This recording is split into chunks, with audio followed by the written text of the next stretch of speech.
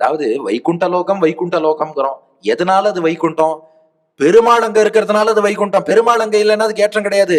இதே பெருமாள் உசிலம்பட்டிக்கு வந்துட்டாருன்னா உசிலம்பட்டி தான் வைகுண்டம். அதுபோல பெருமாள் இந்த அரண்மனையில் எழுந்தருளி இருக்காருன்னா அதுதான் வைகுண்டம். அப்ப அந்த ஆனந்தம் மனசால் உணர்கிறார்.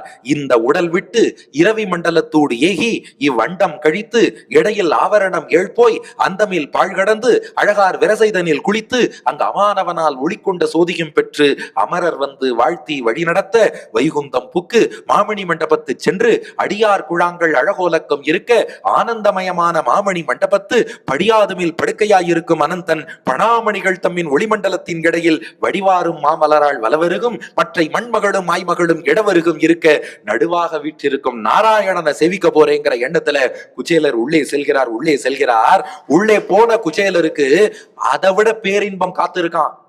இப்ப நீங்க கைத்தட்டினே இதை விட ஒரு பேரின்பம் இருக்கான். என்ன பேரின்பம்னா தவாதி சம்பாவனையா துகிம் புனகா. குருவாயூரப்பா, நீ அவரை பார்த்ததும் அவருக்கு ஒரு சம்பாவனை பண்ணி கௌரவிச்சியே, இது எதிர்பார்க்காத ட்விஸ்ட்.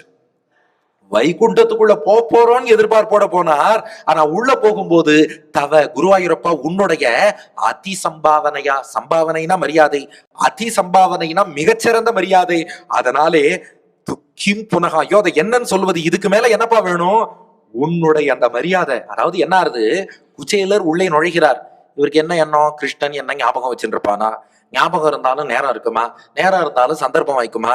சந்தர்ப்பம் வாய்ச்சாலும் பேசுவானா? பேசினாலும் நம்ம கோரிக்கை எல்லாம் சரியா எடுத்து சொல்ல முடியுமா? சொன்னாலும் அதை நிறைய சிந்தனை.